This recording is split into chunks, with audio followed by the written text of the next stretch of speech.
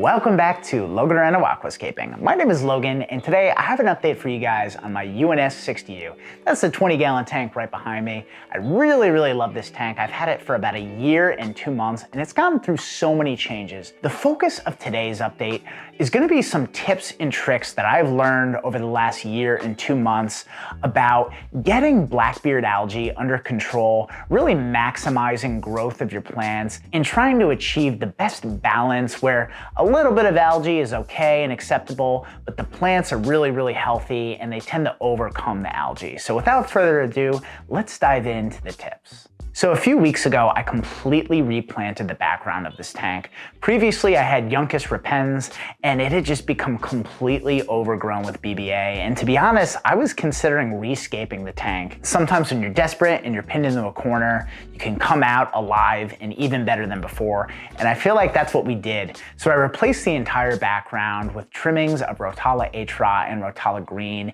and it's doing really well. It's constantly purling and it grows so much. I've trimmed it several times. It's filling out really nicely and there's not any BBA in sight. But how have I achieved these results? Well, algae is unavoidable. I believe it's omnipresent. It's really just about giving your plants everything they need so that the algae loses the battle and takes a back seat. So the first thing I did was I improved the circulation of the tank. So previously, the glass lily pipes were both on the same side towards the front right of the glass. And this is generally a really good starting point when you're setting up the circulation in your tank. So what I decided to do was take the circulation to the next level by putting that outflow in the back left corner.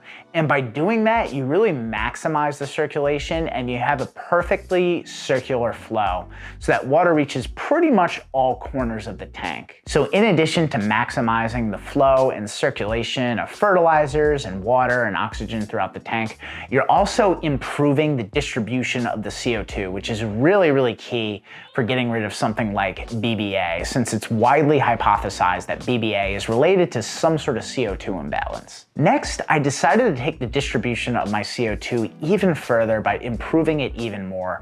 And what I did was I changed my diffuser from an in-tank Twinstar diffuser to an inline diffuser. And I'm using the Canvy inline canister filter diffuser. And this thing is really awesome.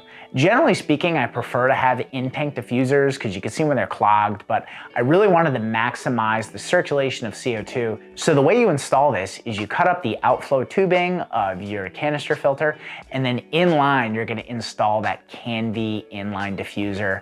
And what happens is the CO2 bubbles come out of the outflow lily pipe, and it really maximizes their distribution. So I see the little bubbles all over the place, and they essentially reach every corner of the tank. So by adjusting the placement of the glass lily pipes and then adding that inline diffuser, we're really improving the circulation and flow of the CO2.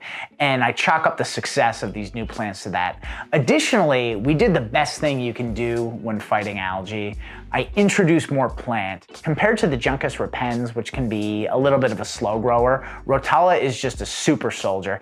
It grows really fast. It needs regular weekly trimming, so algae doesn't even stand a chance. And then finally, I just made sure that I stayed on top of my regular water changes. I do 2 30% water changes a week on this tank, and I dose fertilizers consistently. So it's really important that you don't change too many things at once when you're trying to solve an algae issue.